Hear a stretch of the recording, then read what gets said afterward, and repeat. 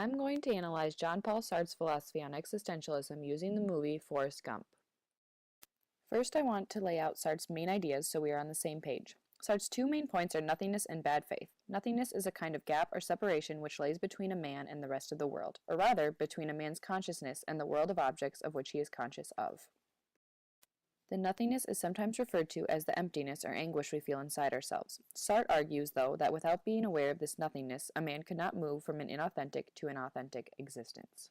Because human beings have this consciousness, or nothingness as Sartre calls it, he classifies us as beings for ourselves.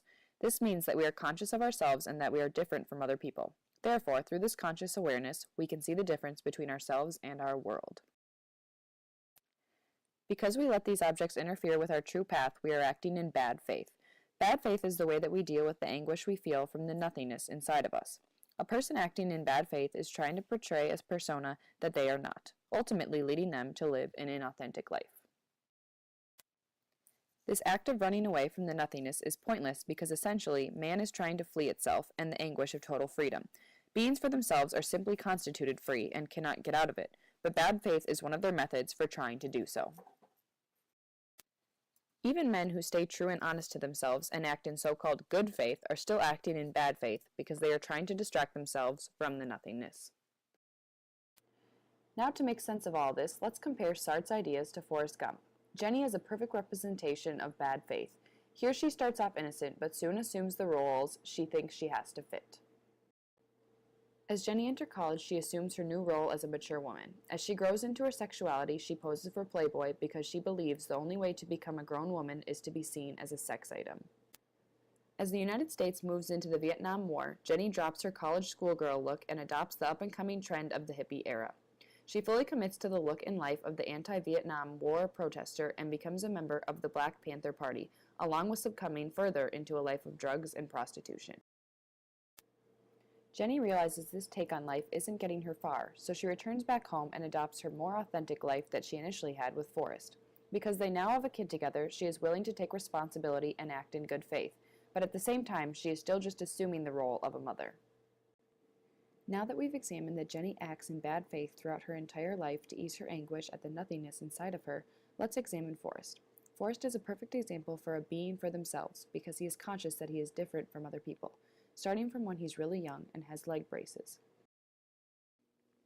Forrest uses his differences and ends up landing a scholarship to play football in college. He really only goes to pass the time until he can see Jenny, but along the way he is recognized as a being for himself by capitalizing on his differences instead of trying to hide them, and ends up getting to meet President John F. Kennedy.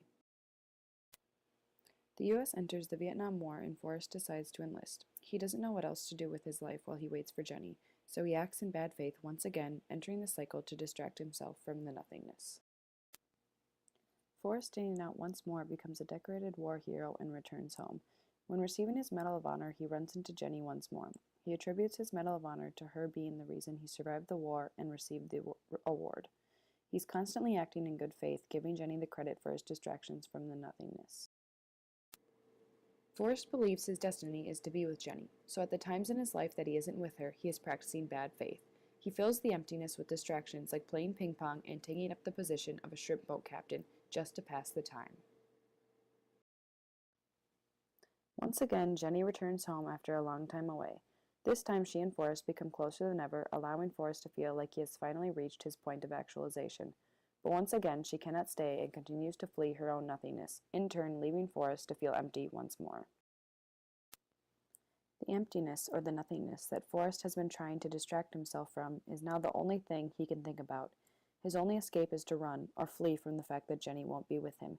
He simply can't bear the nothingness without her. When Jenny returns back home, she calls on Forrest. He gladly welcomes her with open arms because he has been waiting for this his whole life. His destiny or path in life has finally been fulfilled, and he is somewhat actualized by his past actions of good faith, and the fact that he is now a father. And that is Existentialism by Sartre. Created using Powtoon.